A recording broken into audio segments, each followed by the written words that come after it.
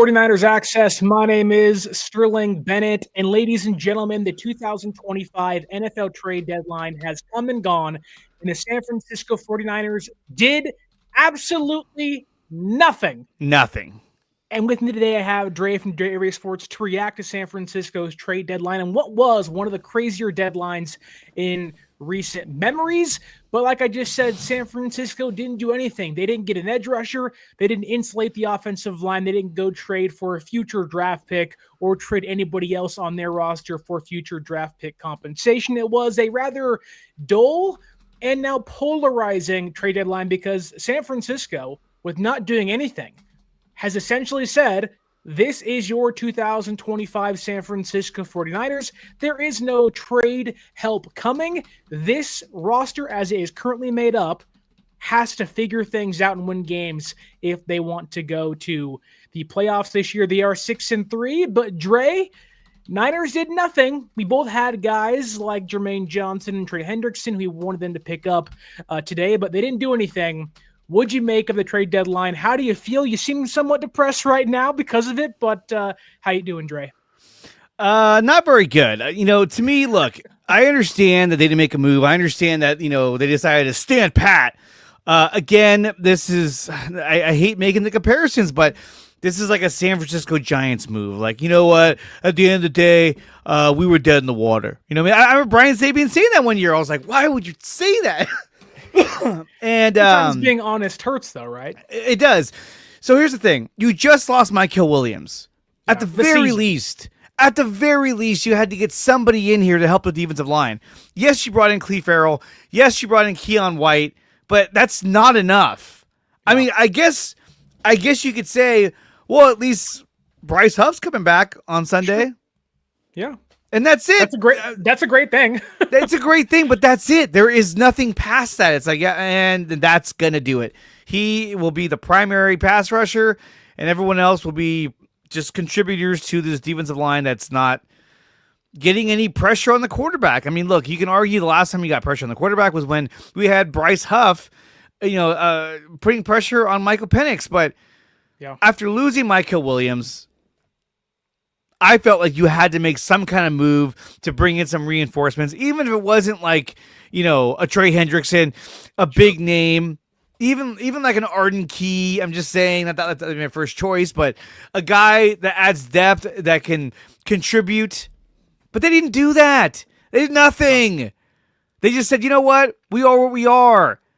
And we're not going to give up our draft picks, even though we haven't proven that we can draft in the first round, second round, even third round. And that's what bugs me the most, is you haven't proven that you can do the draft. You haven't proven it. You drafted Mykel Williams, Alfred Collins, C.J. West. I didn't even see C.J. West in the last game. Maybe he played. I didn't notice. He didn't play. He didn't play. He hasn't played the last 2 games. Last week he was a healthy scratch. Remember that? Yeah. So I don't know what's going on with C.J. West. Mykel Williams out for the year. Yeah. And Alfred Collins has been a contributor, had the big strip sack, or I'm sorry, the fumble. Forced fumble against the Rams. The forced fumble against the Rams. But Walter Nolan shows up, and he has more sacks in one game than Mykel Williams has in what, 9? They're different players, man. They're different players, but it goes to show you, like, was that the right move? I like Mykel Williams. Don't get me wrong. I'm not saying he's a bad player. I love Mykel Williams. But Walter Nolan shows up, and he's getting sacks first game. Let's not steer the NFL draft escapades or the NFL trade deadline escapades towards maybe a failure of a pick or. Well, but my point is, you lost Mykel Williams, yet you did nothing to try and replace him. Yeah, I think. Yeah, that I think the injury caught them off guard. Like, oh, okay, you know what? And at the same time, it kind of feels like they're saying, you know what? The season is what it is. Let's not invest too much into it because it is what it is, and let's focus on getting through the season. So you would say this is San Francisco's brass, John Lynch, Kyle Shanahan, who I do know for a fact they were in negotiations trying to make I'm deals. sure they were. It takes 2 to tango. Let's not forget that. And some teams had astronomical asking prices for some players that really were not worth those asking prices. Looking at you, the Jets for a second-round pick for Jermaine Johnson. Are you out of your mind? But I do believe that I would not have done that pick or that trade. No, hard no. Like, if you're the Niners, after you lose Nick Bosa, after you lose Fred Warner, let's be honest, folks, the odds this team was going to a Super Bowl was pretty slim. Now, I don't know what your expectation was, or those listening, their expectation was for San Francisco this season. My expectation was never Super Bowl in 2025. It was always retool, kind of reset yourself, reset your money, reset your roster, then reboot for 2026 and 27, hoping that in year 2 of this 11-man draft class, you can kind of explode into having a great season. But when you are 6-3, when you are in the thick of the playoff hunt in the NFC, you are half a game behind the LA Rams, having a massive, what could be NFC West deciding game in less than a week on Sunday against Los Angeles at home. You're hoping eventually to get back Brock Purdy and then Ayuk and Pearsall. And again, that's fingers crossed those guys return. But I'm with you in the sense that you didn't have to make the big move. Now, I wanted Jermaine Johnson in a big way. I was on social media all day saying, give me Jermaine Johnson. But sometimes the best move you can make is the move you don't actually agree to. And I do think San Francisco, albeit was smart to not trade a second-round draft pick for Jermaine Johnson or overpay for a depth piece, there did need to be some sort of agreement that we just need to have bodies to make it through the year. Yes. And San Francisco is somewhat hindered because they have 8 draft picks next season, but 3 of them are right now expected 4th-round compensation picks, not locked-in picks, which does make negotiating hard to do. And that, I'm sure, in some capacity to hold the Niners back from making actual deals. But you just need bodies. Guys are dropping every single week, and I think you did owe it to your team, Trent Williams, who's 36 years old, Christian McCaffrey having an offensive player of the year type season, young guys playing above their skis. You owed it to them to at least insulate yourself in some capacity to help make it through the year. Because, let's say Bryce Huff comes back and then Clelin Ferrell goes down and then Bryce Huff goes down again. And you're on the precipice of not losing stars. You're going to lose your second and third string dudes that have nobody else left, which it does feel like San Francisco smartly didn't want to give away what they viewed as valuable draft picks of the future, but also not punted, but kind of said we got to be honest with ourselves, and that really hurts the fan base. Fans are irate right now, but we don't have what it takes to make it this year. And it's not worth risking what could be 2026 valuable picks or 27 valuable picks, knowing that this year is somewhat of a lost cause, which sucks, but that's kind of where San Francisco is at. The expectation was playoffs, not Super Bowl. And now it's, can you just survive the year and hopefully win some games and maybe make a surprise run? But I'm caught in between the fans of, you didn't make a deal, you failed, how dare you, you owe it to the team. But also on the other side of what move could San Francisco have made that wouldn't have broken their bank or their future draft pick collection that would have helped them win this season? Hendrickson wasn't coming over. The ask was too high. He wasn't going to help you win this year, and you weren't going to re-sign him. Jermaine Johnson, for as good as he could be, the asking price was way too high, and he isn't worth the second-round draft pick. Yeah, I don't know what the Dolphins wanted in Bradley Chubb or the Titans wanted in Arden Key, but it seemed like it was really high knowing what the Jets were doing today. But my God, trading away Quinnen Williams and Sauce Gardner and just gutting their entire defense, the edge rusher market may have been simply too high for San Francisco in this one.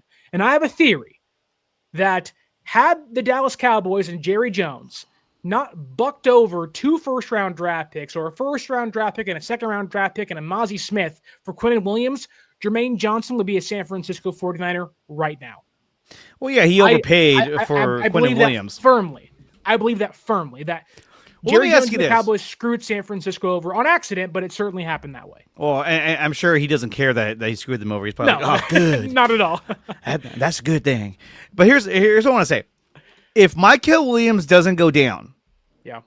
do you think that gives them more incentive to make a move? Or do you think because he went down, they said, you know what, we're a little too decimated. It's not worth giving up what we got to get a guy in here? It's a good question because I don't know if they make a deal either way. Like, let's be honest. You walk into week 10 with Mykel and Bryce Huff, you feel better about yourself, certainly, but, I don't know if that even incentivizes them to make a splash or a small move to say, yeah, you know what? Like, it might make them feel better that they have more depth. You got Keon White. You have Clelin Ferrell, William Bradley King, Robert Beal. Those guys aren't very good by any means, but, they can help you. Robert Beals, he sucks. Yeah, he does nothing. And a poor guy. No. I'm sure he's a great person. But he does nothing. He doesn't get any pressure. He gets no push. Great athlete. Can't do much with it. But I don't know if Mykel's healthy. I don't think San Francisco was basing their trade deadline plans on Mykel being healthy. I think in their mind, had they walked into this Tuesday, today, the deadline day, with a healthy Nick Bosa and a healthy Fred Warner, they buy some pieces. The minute those guys went down, they said, we know we can't win without those guys in the playoffs. There's a real chance on Sunday against the Rams, and I know the division games are tough, and I get that, but Matthew Stafford could throw for 400 yards, and I'd say, yeah, I can see how that happens against this defense. That's how bad they've been at times this year. But that's the thing is that, like, you got to move the quarterback. You can't move the quarterback. Yeah. A guy like Stafford, he's just going to carve you up. And if that's what he does on Sunday, all I'm going to be thinking about is you did nothing. You couldn't get anyone in here to at least, like, even if you couldn't get a premier pass rusher, couldn't you get somebody in here for reinforcements for depth? Yeah. But you got nothing. And so now it's like Clelin Ferrell and Keon White, that's your move. That's the move you made to reinforce. And then you lost Mykel Williams in the process. And CJ West, what happened to him? He was the guy that I was like, hey, I feel like this is going to be the next coming of DJ Jones. He's going to be a huge surprise. Nothing. I thought he looked good early on, but ever since he hurt his hand, it just seems like he's fallen out of favor, especially in the rotation on the D line. So I don't get that. But so I do know for a fact that San Francisco was in negotiations with the Dolphins for Chubb, with the Jets for Jermaine Johnson, and with the Titans for Key. But all of those teams wanted a 4th round pick or higher. The Jets obviously wanted the 2nd round draft pick, and that's what kind of caused San Francisco to say no, which makes sense. But, I just wonder if San Francisco kind of set themselves a hard limit and said, we can't pass this. And if teams start to ask for more than, let's say, a 4th round draft pick or whatever it could have been, maybe it was a 3rd round pick, I don't know. Like, you clearly are not trading a 4th round draft pick or a 3rd round draft pick for Arden Key. You're not doing that. No, absolutely not. You're not doing it for Bradley Chubb. And I wouldn't even, I think we'd agree here, not even trade a 2nd round draft pick for Johnson, who I like a lot, but despite me liking him a lot, him fitting the defense, him knowing Robert Saleh, the fact is he's coming off an Achilles injury that cost him the entire year last season. He was banged up early in the year, and there has to be a limit to what you're willing to pay for guys like that. And next year, albeit still under contract, that's his 5th year option. Yeah. He's going to be somewhat expensive. And I think San Francisco said, you know what? We can stand pat. We can hopefully beat the Cardinals, who are playing good football now that they're healthy on defense. We have a good shot to beat the Panthers. We can beat the Titans. After that, one more win. Can we get to 10 wins? Seattle looks good. The Rams look really good. Mm-hmm. Like right now, San Francisco is the current 3rd best team in their own division because the Seahawks and Rams look that good, and they're not in a place to buy to catch those teams. Now, if they were healthy, sure, but the injuries have decimated San Francisco not just on the field, but it decimated their ability to go out there and make trades to help them win now.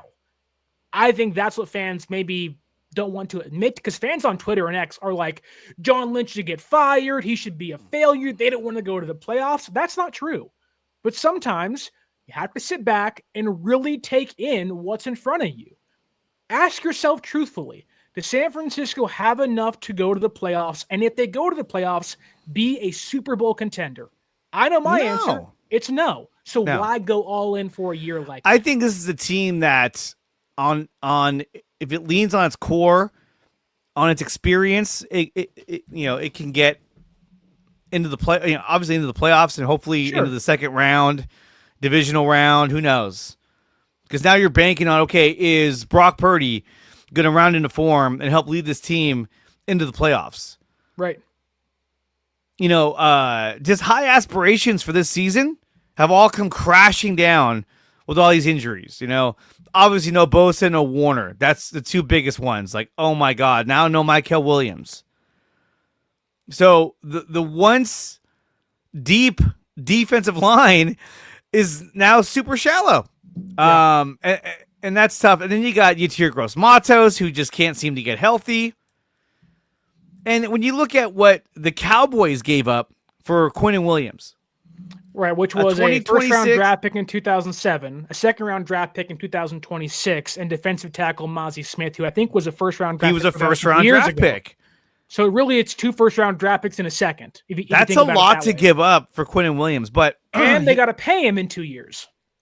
And to me, Jerry Jones said, my offense is so good this season, I have to do something. I have to do something. And now they're 3-5-1. That's hard to say. It's a mouthful. And here's the thing. Really Niner fans. Okay, here's what I want to say.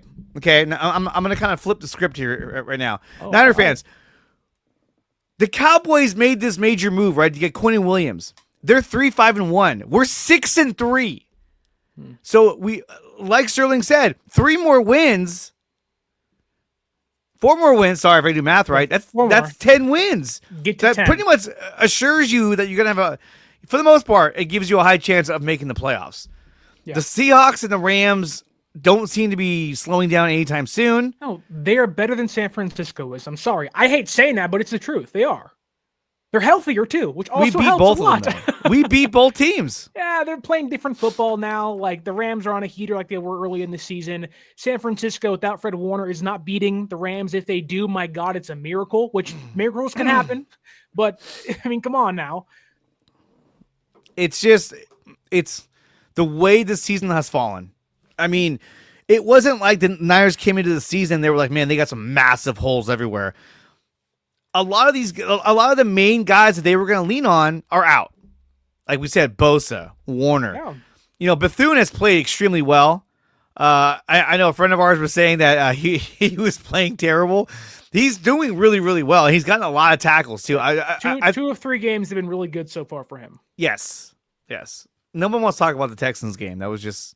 Oh, I mean, it was it's like they all went out and partied the night before. They didn't sleep. I don't know. But not getting anybody at the deadline, it just sucks, man. I mean, at least even last season, they brought in Khalil Davis, and at least it was somebody. But he retired after the year was over. Then he retired. Yeah, I was like, oh, great. But this is it. But that's a good point, though, because like fans saw, and I think this is a big thing. You saw Dallas, who lost last night to the Cardinals, to Jacoby Brissett and a young Cardinals defense in prime time. They lose, and they still are out there buying pieces left and right, trying to get better for now and the future, overpaying, if you will, and kind of putting themselves in a bind. You're seeing teams, like the Seahawks getting Rashid Shaheed, buying pieces, capitalizing on their really good start. You're seeing teams like Philadelphia buy Jalen Phillips, Jacksonville buys Jacoby Myers. You're seeing teams like Chicago buy George Treon-Choyinka, someone I would have wanted San Francisco to get. You're seeing bad teams or teams that have a worse record than you buy at the deadline, and San Francisco says, wait a minute, not for us. So are you saying, though, let me ask you this. Yeah. Is San Francisco a contender this season? For what, though? For what? For anything. I mean, it's one thing to get in the playoffs. 6-3. Like, the Niners are, yes, a playoff contender. That is a through and through fact. They are 6-3. They're a playoff contender. However, I do not think they're an NFC West contender. I don't think they're a Super Bowl contender. And I think they're set up to be maybe at best a second round knockout in the playoffs. Guys are hurt. Their best guys are out. They don't have their quarterback, their 2 top wide receivers. They don't have their 2 top edge rushers. I know Huff's back, but Mykel and Bosa are gone. They don't have the best linebacker in football. I'm not saying they can't be successful, but this team is not worth buying and risking the future for. Yeah, but you got to remain competitive. You have to do something to bring in some reinforcements. Maybe obviously not like a Quinnen Williams, because, look, if the Niners made that trade for Quinnen Williams and they gave them that, I would have been like, are you kidding me? And what first-round pick are we going to send them? We're going to give you an injured Mykel Williams. Well, you trade him. I mean, theoretically, if you think about it, the only reason why the Jets made that deal is because the Cowboys are 3-5-1. Okay, That's so the only reason why the deal was made. right. So Strawberry has a good point. Are they going to remain competitive? I feel like they can. Like, this is the exact same team they've had basically against the Giants, right? Minus Mykel. I get that.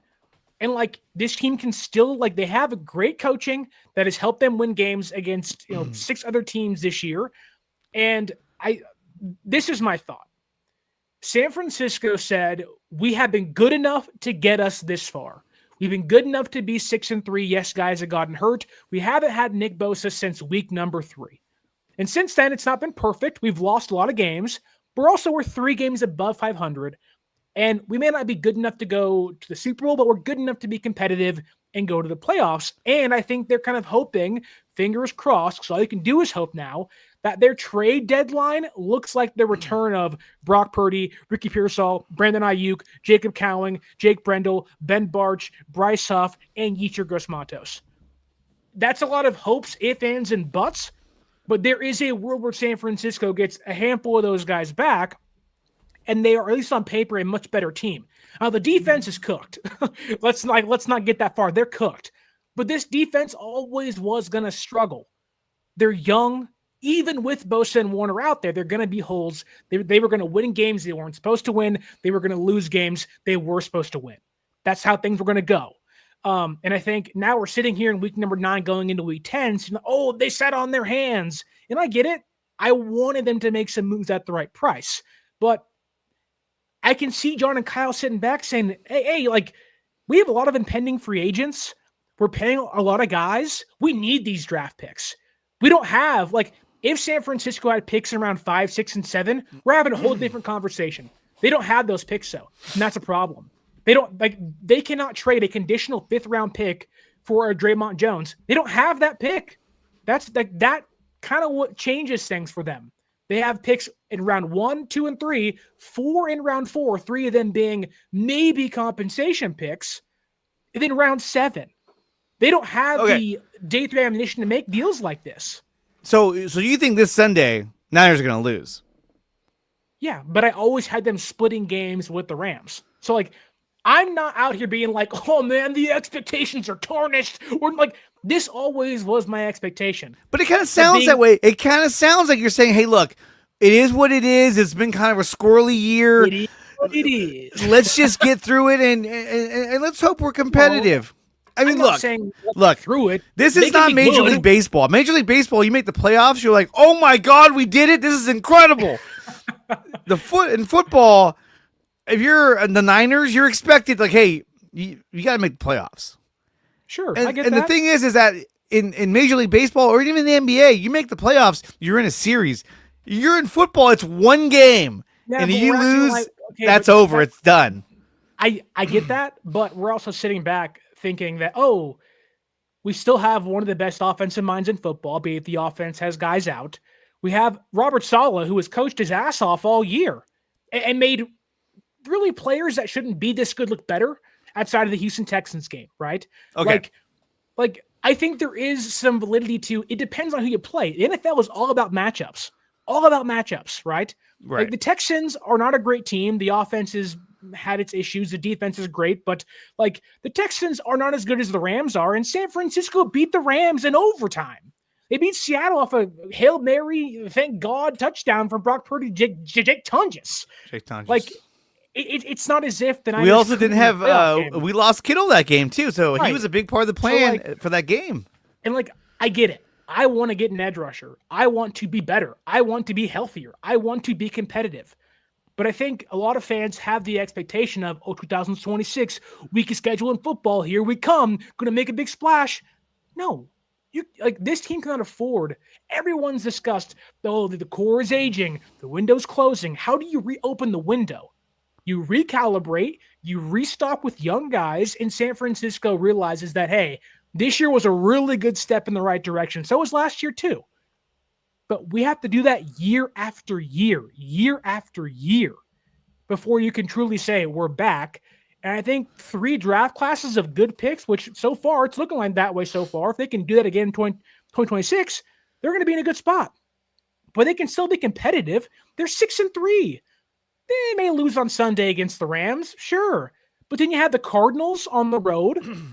Then you have the Panthers and Monday Night Football at home. You have the Bears, who have been inconsistent. They allowed 40 points against the Bengals, who are terrible. Mm-hmm.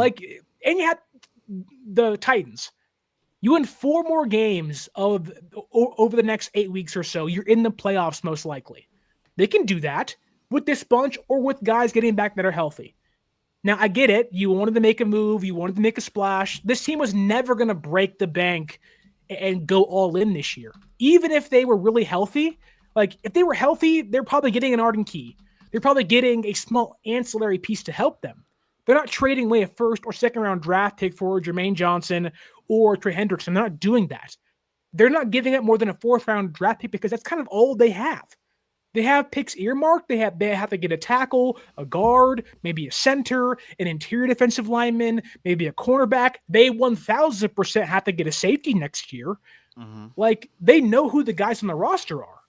But this year, let's be honest, the hope is somewhat fleeting, and nobody they were going to get was going to change that for this roster. Nobody. Hendrickson wasn't saving them. Johnson isn't saving them. They have to kind of bite your tongue and hold yourself back and say, you know what? I have to live to fight another day. And that's a hard pill to swallow, but it really is the truth. The Niners are currently sitting with a 78% playoff probability that they'll make the playoffs. Okay.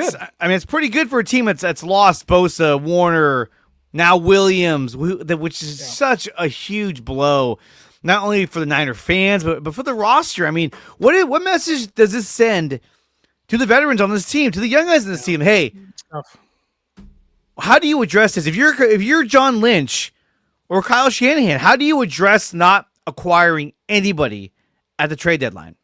Well, it takes 2 to tango, right? You can say, hey, we'll give, I don't know, let's just say, we'll give you a 4th round pick for Jermaine Johnson, right? They kick the tires.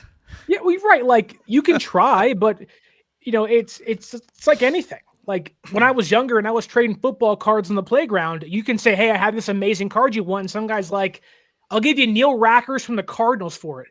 I don't want a kicker for my Jerry Rice signed card. I want all of your cards. What are you talking about? That's how trades work, right?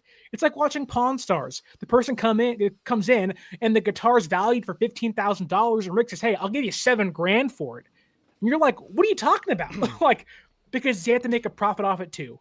And San Francisco was not willing to meet some teams' asking prices, which, knowing the market, makes sense. Knowing the market, the Bengals wanted too much money or too high of a draft pick, and the Jets wanted too high. Sometimes it can look like you messed up or you failed or you didn't do your job and you didn't put your team in the right place to succeed. But let's ask the right questions here. The only reasons the Ravens traded for Jermont Jones was because Lamar Jackson's healthy. That's the truth. The only reason, absolutely. The only reason the Colts traded away 2 first-round draft picks and Adonai Mitchell for Sauce Gardner was because they somehow believe Daniel Jones is the future of that franchise, which having a heck of a year so far, but you're calling me in 2 or 3 years when you don't have your first-round draft picks. The only reason Jacksonville made a move today was for a rental piece. Rashid Shaheed has connections to Clay Kubiak, and it was a 4th and 5th round draft pick. Yeah. He's their 3rd best wide receiver. He has a role, sure, but San Francisco was not getting rid of that for rentals or 3rd and 4th round draft picks. Had San Francisco had, a 6th round draft pick, Joe Tryon-Shoyinka's probably in San Francisco right now. They don't have a 6th round draft pick. Mm-mm. They didn't have the ammunition necessary to buy cheap rentals, and they didn't have the desire to push to buy high-end pieces either. They were stuck in the middle and couldn't do much anyways. So looking at the depth chart when it comes to San Francisco and their defensive line, because obviously that's the major topic of the team at this point. Yatir Gross-Matos recently just went back on IR. So he's out for how many more weeks? 4? 4 more. Yeah, 4 more. 4 more weeks, okay? And that started when? Last week, I want to say, right? or does it start this week? That started. I believe it starts last week because he's on IR on Saturday or Sunday morning. Either one. So that's the Giants, the Rams, Cardinals, Panthers. He'll miss all those games. And even when he comes back, we don't even know if he's going to be able to recover from this. His hamstrings are like rubber bands at this point. Dude, I heard that Matt Barrow said that Cowling has had 4 separate hamstring injuries this season. That's crazy. Hamstrings are the vein of San Francisco's existence right now. And so you look at it, your starters are Bryce Huff, Jordan Elliott, Kalia Davis, and Sam Okawanu. Yeah. Your backups are Robert Beal, Kevin Givens, Alfred Collins, Keon White. CJ West is somewhere in purgatory, just waiting around to play. He's in Robert Saleh's doghouse right now. Yeah, he must be. You know what I mean? We're not there every day. I mean, there's things that happen behind the scenes. He's probably like, man, this guy. But Cleveland Farrell, I would imagine, it needs to get a roster spot at this point. Well, they put Mykel Williams, in IR. You'd assume Cleveland makes the roster. Like that's reserved for him. You're not going to give it to William Bradley King. You're not going to give it to Evan Anderson or Sebastian Valdez. It's got to be Cleveland Farrell. And Farrell most likely is going to. I would imagine he's going to end up becoming more of a starter.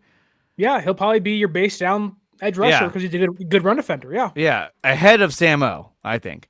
Or you have Samo and him on each end.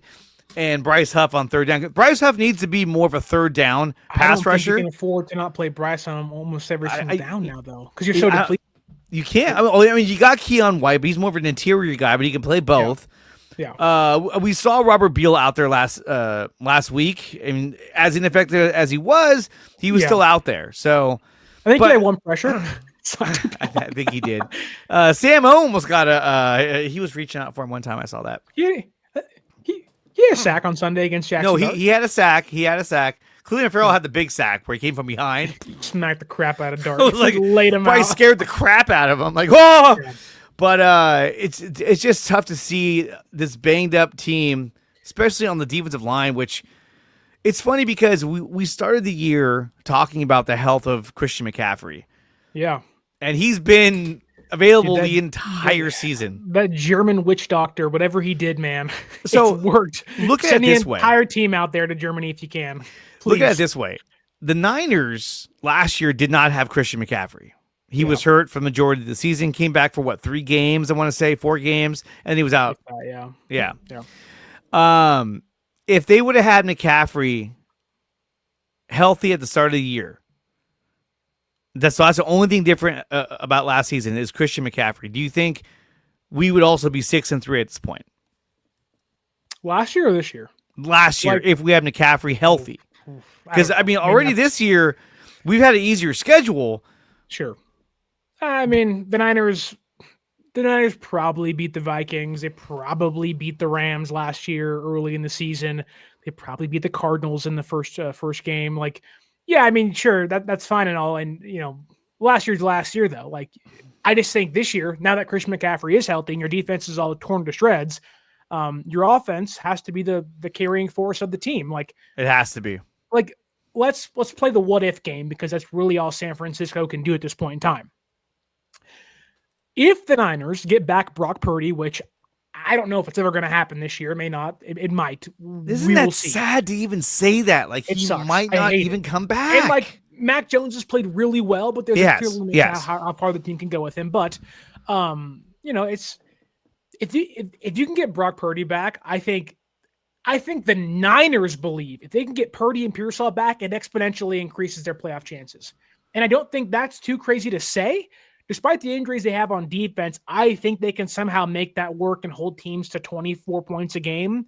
And if the offense can score 28, you're in a good spot. Now, that has yet to be seen this year outside of the game against the Giants. But I think there is maybe some thought in the building, at least, that, look, of course, we wanted to make a trade today. We couldn't get it done for obvious reasons. Teams wanted too much or too high of draft picks for us to say yes to. But if we can get Purdy and Pearsall back, just those two guys, our playoff odds go from 75% to 80% maybe. It gives us a higher chance to go to make a run somewhere. Like, Mac Jones is playing good football, but if you can get your top receiver back and your quarterback returning, like, that's a big change for you and a big boost for you. And so I can see San Francisco kind of saying, you know what? we don't need to press now and give away the future, knowing that and there might be some belief that those guys come back soon and they're going to be okay. But that's a big if. It's a big if. But I do think that is what the thought in the building is, that guys might come back soon, and that is our trade deadline moves right there, getting healthy, which really isn't something the team should bank on, knowing how bad it's been this year. But I do think that is their thought process. And Brandon Ayuk, again, they're like, hey, we're not going to open his practice window. It's not ready yet. I mean, if I had to pinpoint, if he comes back, when will he come back? I think against Carolina. I think that's a realistic spot. But that would mean that his practice window would probably have to open after this week. Yeah. Starting next week, he'd have to have a couple of weeks of practice to get back in the rhythm of things. They're not gonna activate him on Monday and then be like, okay, you're gonna play on Sunday. Like, wait, what? Are you sure? So I think Carolina is when he comes back. I don't think it's against Arizona on the road. Obviously, it's not going to be. And then we have the Browns too, and that's another game the Niners should be able to win. But the problem is that when they go against teams that have a mega pass rush, they're Jim Schwartz, man. They're dead in the water. Like, Okay, so I'm going to ask you two questions here. Okay, go ahead. One, do you think that this Niners 2025 trade deadline was a failure?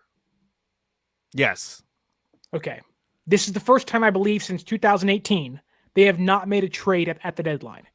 Keon White, I know, was a trade this year and a couple last weeks, but ever since 2018, they kind of have not made a trade at the deadline, right? It was Jimmy Garoppolo in 2017, 19 it was Sanders, 20 it was getting Jordan Willis and trading away Quan Alexander, in 21 they made some deals and so on and so forth for Menahue and guys like that. But this is the first time since 2018 they have not made a deadline deal. You're calling it a failure.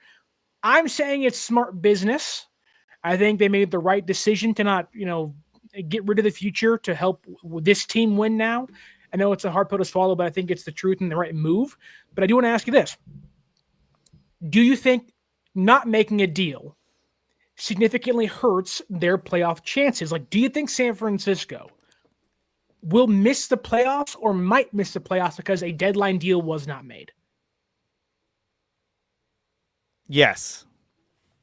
Because they have struggled to get pressure on the quarterback. We saw last week, and to me, last week, as good as they played, they were going against a really bad New York Giants team that didn't have Cam Scatterboo, didn't have Malik Neighbors, has a rookie quarterback who showed a lot of promise to me that this guy could be really good in Jackson Dart. Sure. But their defense, you could argue, hey, they got one hell of a pass rush. Well, we didn't really see it all that much. And they couldn't stop the run. They were ranked 30th against the run. And Niners exploited that, which they should have. Okay. Right there, though. Niners exploited a really bad defense on offense, scored 34 points. The defense was actually pretty good besides the fourth quarter.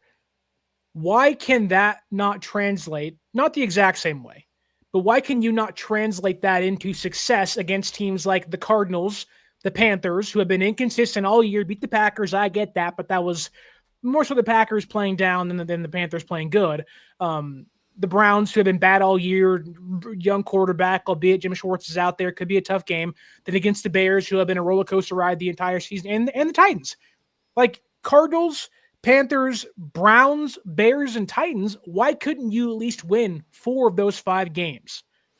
I mean, the thing, too, is that... That's a wild card right there. It is. When you look at the Rams, I mean, they're not in terms of defense, they're not in the top 10. They're kind of they're in the teens. And San Francisco beat their defense with almost this exact same offense. Well, I should say the Rams' total defense is ranked 10th, but their passing defense is ranked 13th, and their rushing defense is ranked... Where'd it go? 11th. So, I mean, they're not just out of the top 10, basically, of defense. But they're not world beaters. But even the Rams, they have a fatal flaw in their secondary. Quentin Lake is amazing. We'd love him in San Francisco, but they got Roger McCreary to play cornerback because the rest of those guys were terrible. Mm-hmm. Those guys, their secondary is not good, right? Their front 4 is really good. It makes their secondary look better than it actually is, and San Francisco exploited that secondary against them a handful of weeks ago. Okay, but Matthew Stafford, Devontae Adams, Quinnen Williams, Puka Nacua, they are carrying that team. Carrying them. And then they're great. I think San Francisco's probably going to get their butt kicked on Sunday against the Rams. Okay, the Rams are probably a top 3 team in football. The odds that happen anyways, even if you were healthy, were pretty high. Okay?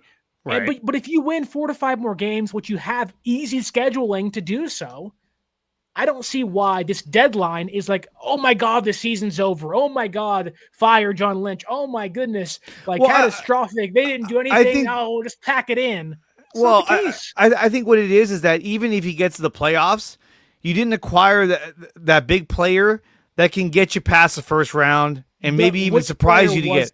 Which player was that though?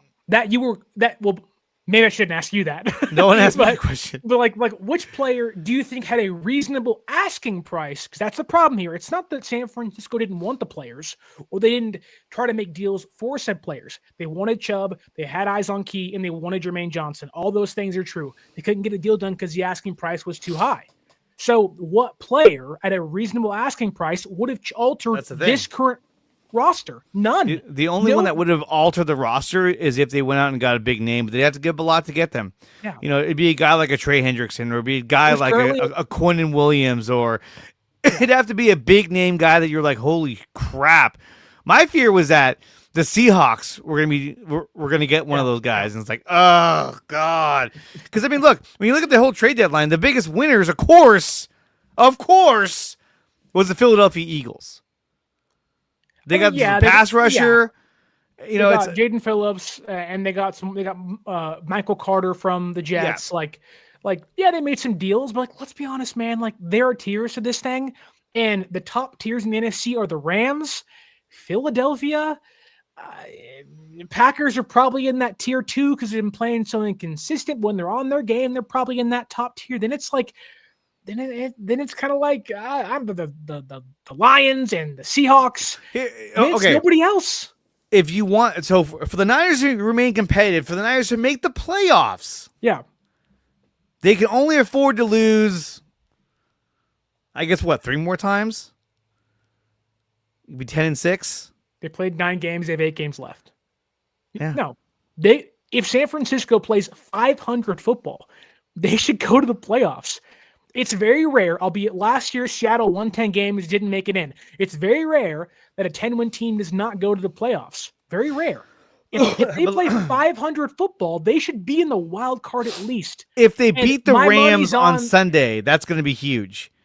Sure. The Cardinals. Even if they lose that game, they can still go to the playoffs. I know, but the Cardinals, I'm worried about their pass rush because it's getting better. Yeah. I think we beat Carolina. That looks awesome out there. He always does. He's great. I love that guy. Good. He's the he's like that one quarterback that is a backup everywhere he goes, but when he comes in, he's always playing good. You know what I mean? You're like, oh, he's great. Like back in the day, he was like Rodney Pete. He'd come in, he'd get it done. Even Jeff George, when Jeff George was a backup, he'd come in, he'd get it done. John Kitna, he'd come in, he'd get it done. John Kitna. But then when you made Kitna a starter, awful. They figure him out. He looks like shit. You're like, oh, never mind. But as a backup, great. He was the Sean Hill of the 49ers. Yeah. Dude, Sean Hill looked mobile for 2 games. Hey, who might have an answer here? The next Sunday, it's 4 interceptions, and you're like, how do we lose 35-1? How do we score 1 point? Impossible. After the Niners lost to the Vikings on the Brett Favre Hail Mary, that was the end of the season. After that, nothing worked right. Sean Hill looked terrible. It was just like, all right, this is over. Okay, so looking at the schedule ahead, we have the Rams this Sunday. I think the Niners can still win this game. This is gonna be the hardest game of the season. Maybe you still got the Colts, and they're really good, and they got Sauce Gardner. Sure. Yeah, but the odds are Daniel Jones would play down to you more than Matthew Stafford will. Yes. Stafford is, he's a whole new level. He might be the MVP this year. He's been that good. Then you got the Cardinals in Arizona. Yeah. Winnable game. Yeah. Their defense is going to make it tough, but their offense, I don't think, is really all that good. Carolina, which we should be able to beat. The Browns, that's the game that scares me because we're in Cleveland. It's a 10 a.m. start time, Pacific time. and the pass rush is going to be a problem. But if that's the game you flub, okay, you have 8 games left, right? You played 9, you have 8 games left. If that's the game you mess up, that's okay. Like, yeah, you don't want to, but theoretically, they can lose against the Rams and win 3 of their next games. And they have to win one more game and they're basically in. But you end the season, you have the bye week, which is in week 14, which is like, ugh. And then you got I love that, actually. Tennessee, yeah, Indy, winnable game, tough game. Chicago, winnable game. You never know what Bear team you're going to get. And then Seattle.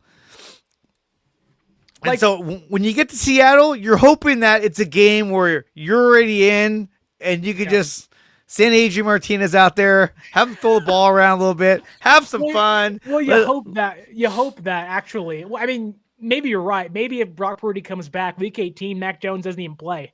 Maybe I'm so scared Purdy gets hurt again. But still, like when you look at they have to beat the Cardinals, they have to beat the Panthers, and they have to beat the Browns. Dylan Gabriel, he sucks. There's no way that he's going to carve them up.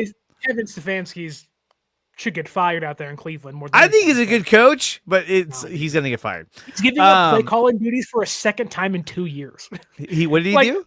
He's giving up offensive play calling duties for a second time, back-to-back years. How did he not get fired the first time? You're doing it again? All right, I'm going to give this up. You guys take over. I mean, come on, man. You should have just let them do it from the start. And that goes to show you how good Kyle Shanahan is, because he's the one calling the plays. Tennessee, God forbid, we should be able to win that game, and we're at home. Yeah, they'll win that game. Indianapolis, in Indy, I think they get smoked. I think we lose that game. Just chalk it up as this. They have 8 games left. 5 of the 8 are winnable.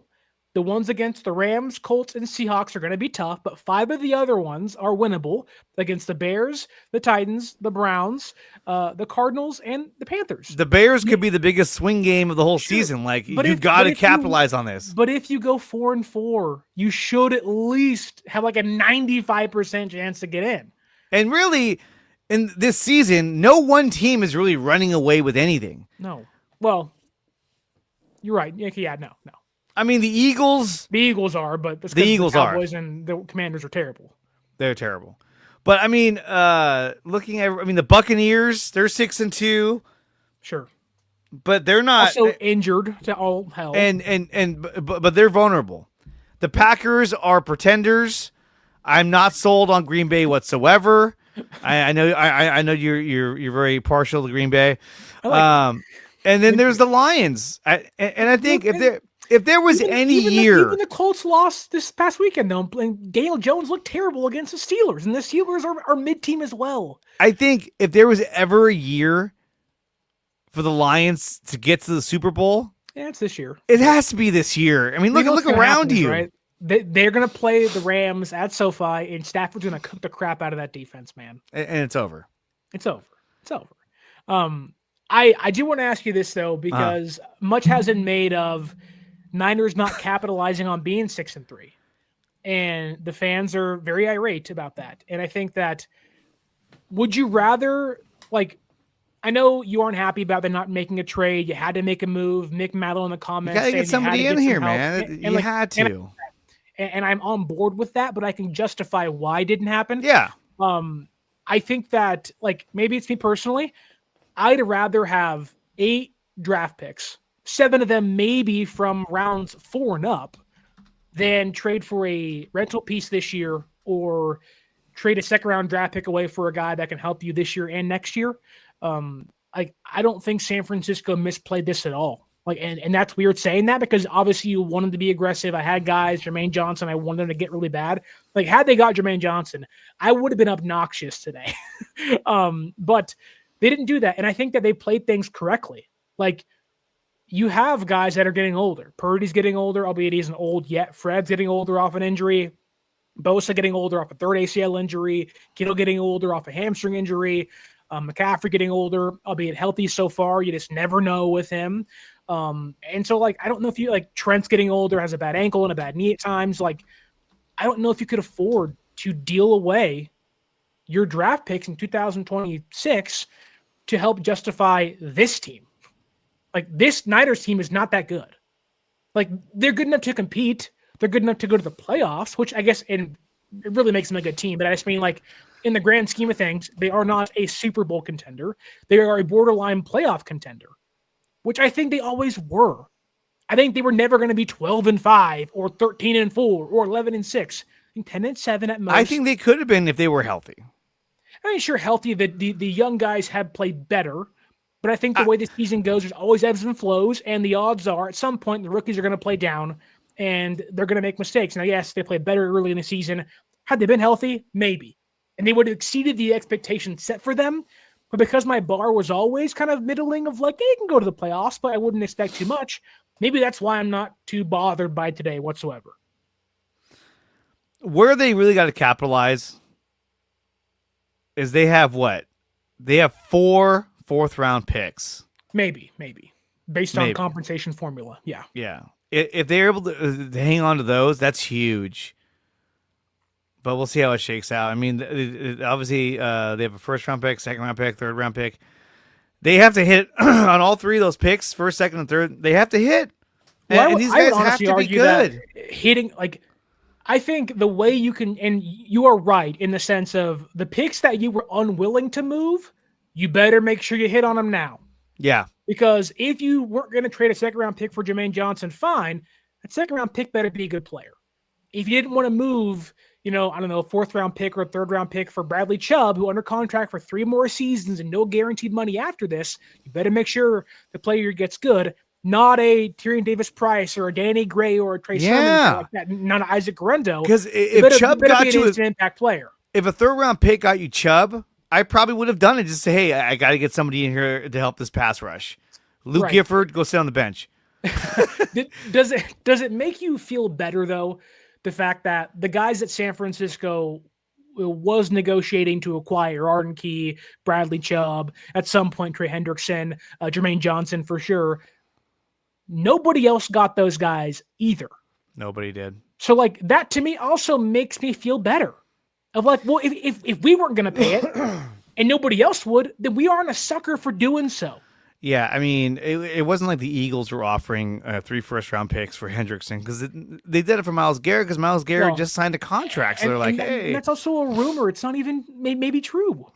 Still, if they did that for Myles Garrett, I mean that's a lot. But like you were saying, they were late first-round draft picks. You know what I mean? And also, they're the Philadelphia Eagles who have guys under roster control for years to come in. They have young guys on the defense ready to go. Like this is their window. And then Brandon Graham was like, you know what? I'm going to come back up from retirement. I'm going to come help you guys. Like, fuck. Well, right. And like, I don't know, man. Like, why'd you retire in the first place? That was so weird. Well, I was like, and you think about it, like you said, the Eagles were like the big winner and they got better than most teams did at the deadline. Even the guy they got, Jalen Phillips, having a great year. Obviously, when he's healthy, he's a great player.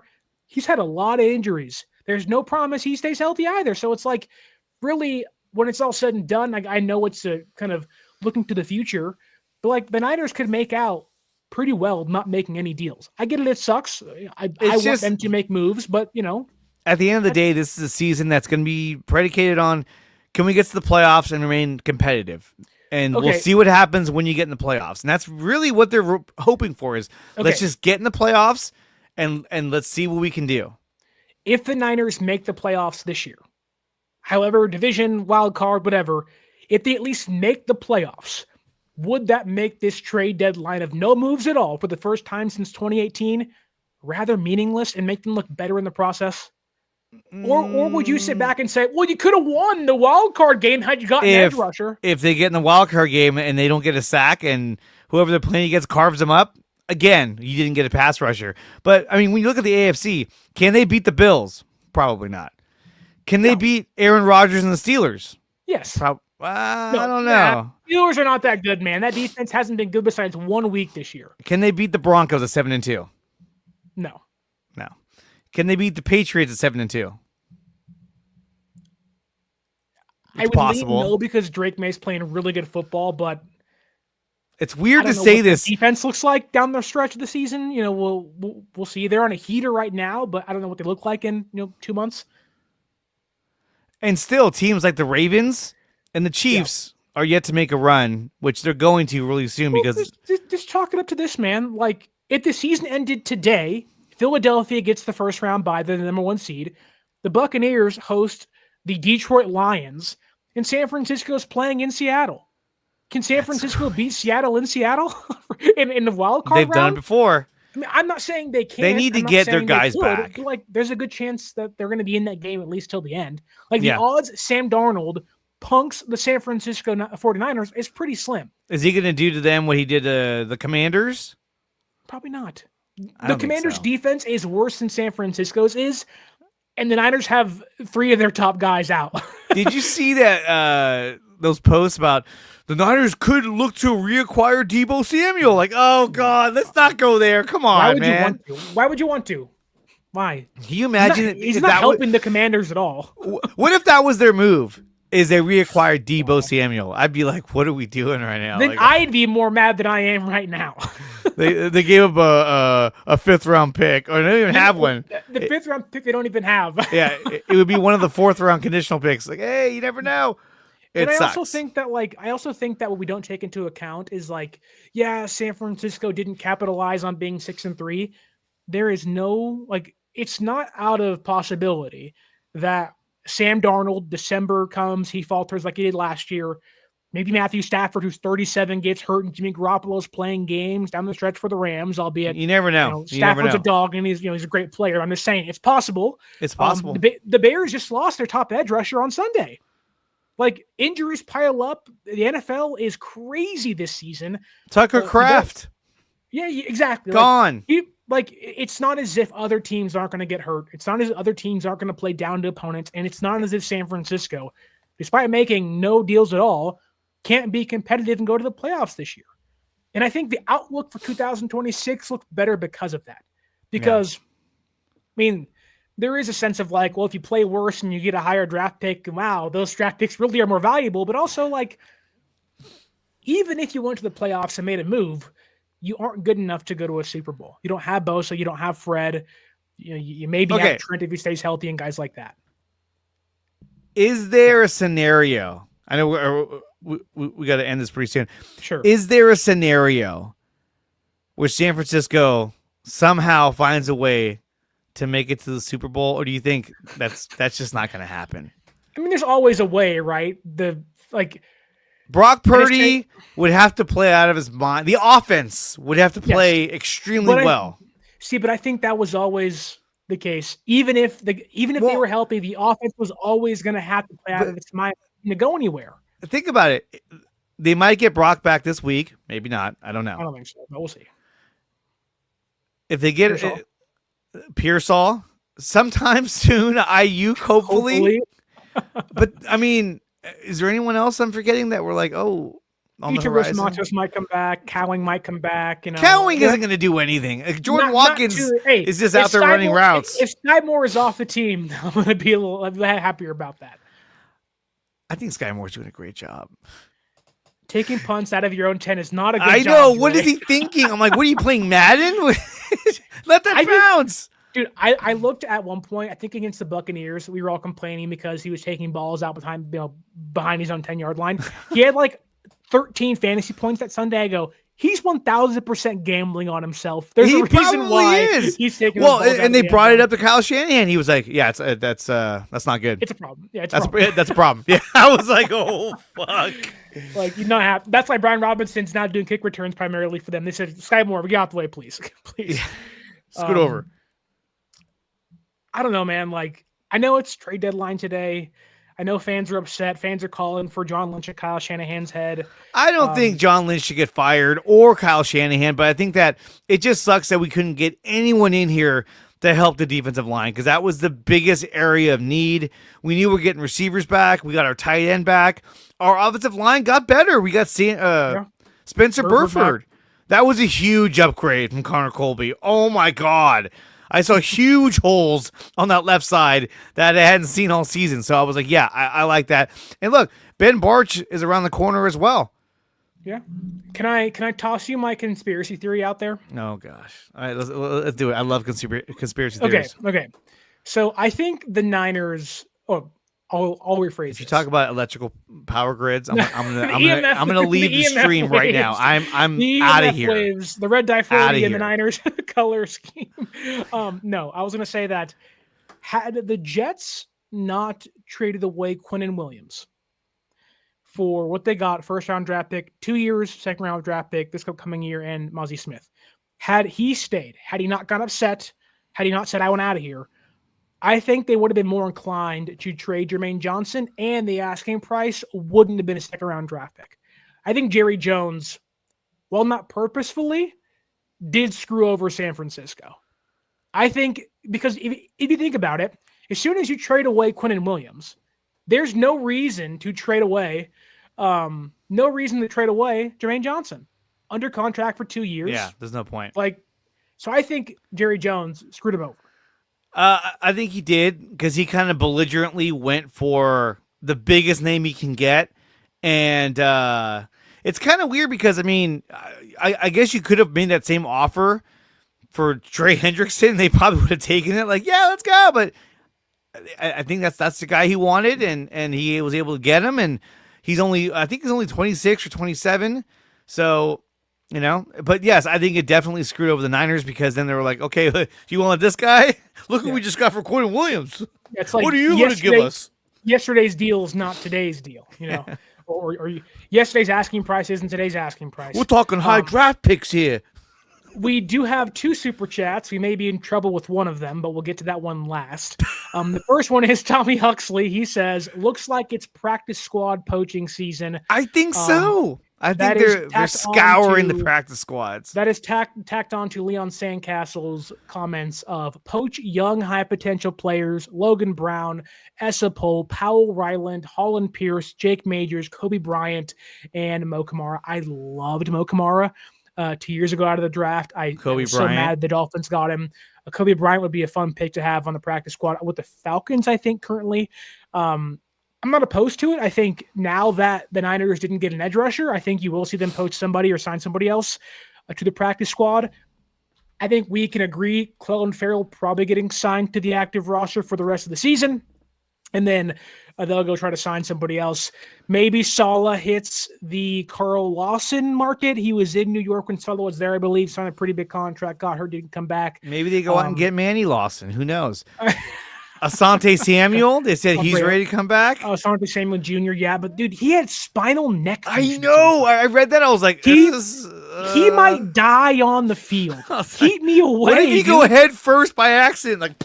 Dude, I want him to stay healthy, and I think he's a heck of a player when he's healthy. But no. I'd be like, dude, take the year off, please. Which I mean, I don't know. He's in week 9 now, going into week 10. Maybe he's healthy. Maybe he's worked out and everything. We have our second super chat though. And it is our final comment of the show because we might be in trouble. Aaron, our good friend from 49ers First Take, says, hello, guys. Thanks for the invite, by the way. It was last second, Aaron. Don't worry. I needed somebody in a pinch. I had to go pick up my wife right now from work, but it was a pinch. And we'll talk to you on Friday. Cover 3, don't forget. It's going to be a great show. Week 10, Rams-Niners, trade deadline discussion as well. Aaron on YouTube. Aaron hosting, I think, this Friday should be a fun show. But he says, by the way, they are punting on this year, all in on 2026.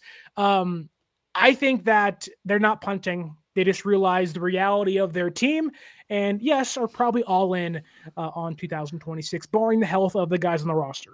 I think they realized that at the end of the day, they were kind of dead in the water in terms of getting an impact player. I think the trade for Quinnen Williams, it shot the market way up. Yeah, it did. And they were like, son of a bitch. Well, I guess that's going to do it for us. Well, that's that. That's that. Clelin Ferrell, you're our big acquisition. Keon White, you're our big acquisition. Yeah. And, I think secondary-wise, I mean, their safeties have not been the greatest, but they actually have some depth there with Mustafa and Brown and Siegel and Pinnock. Yeah, Brown, Siegel, and Pinnock. And, the corners, I think Darrell Luter has done a good job when he's been asked to play. Ronaldo Green. He was phenomenal against the Giants backup receivers. He was phenomenal. Yeah, he was like, these guys suck. That's what we thought they were going to do against the Houston Texans. Yeah, which I don't know different what quarterback. happened there. They were just like, I don't it know was the either, no man. pass rush. It was the no pass rush. Well, I don't even think it was that. I think it was playing soft off zone coverage. Salah's coverage scheme killed us that game. But nonetheless, here we are. The San Francisco 49ers do nothing. They lose at the trade deadline, this 2025 trade deadline, as they see Quinnen Williams go from the Jets to the Dallas Cowboys. They also see players like Sauce Gardner go to the Indianapolis Colts, who week 16, Mooney Ward on one side, Sauce Gardner on the other, when the Niners and Colts link up in week number 16 this season. They also saw players like Jacoby Myers go to Jacksonville, Rashid Shaheed go to the Seattle Seahawks, Joe Tryon-Shoyinka go to the Chicago Bears, Trevor Penning go from the Saints to the Chargers. Joe Alt's out for the rest of the season. So is Rashawn Slater. They get their now third tackle this year. Jalen Phillips goes to the Philadelphia Eagles. Jermaine Jones goes to the Baltimore Ravens. And Logan Wilson also goes to the Dallas Cowboys. Players like Breece Hall, Bradley Chubb, Jermaine Johnson, Arden Key, and Trey Hendrickson all stay put in what was one of the more active trade deadlines in recent memory. Drop your comments down below. Tell us what you think. Did San Francisco fail? Should John Lynch be fired? Or are you saying pump the brakes? They're going to be just fine. Breathe. 2025 is far from over. Dre, thank you so much. Tell us where we can find you on social media and on the podcasting platforms. You can find me at Dre Area Sports on X, Instagram, and on Facebook as well. Definitely find me on Facebook. I'm trying to grow the account on Facebook. And, of course, you can find me at Dre Area Sports on YouTube. If you want to support the channel, just go to my website, DreAreaSports.com, and become a member of the community. Or you can do it on Patreon. It's up to you. Either way. But, yes, find me on YouTube at Dre Area Sports. Like, share, and subscribe. All you got to do is hit subscribe, and you've done wonders for my channel. So I appreciate everyone who's already subscribed. I was going live 3 times a week, but work has been so crazy that been kind of. That's why when you brought this up, I was like, oh my god, yes, please, please, I gotta go. Dre was more desperate to be and do some content today than San Francisco was to get an edge rush. I was more desperate than Aaron was. Oh, we love you, Aaron. Thank you so much for Dre for being on the show. Until next time, my name is Sterling Bennett. You can follow us on social media at 49ers_access is the X or the Twitter.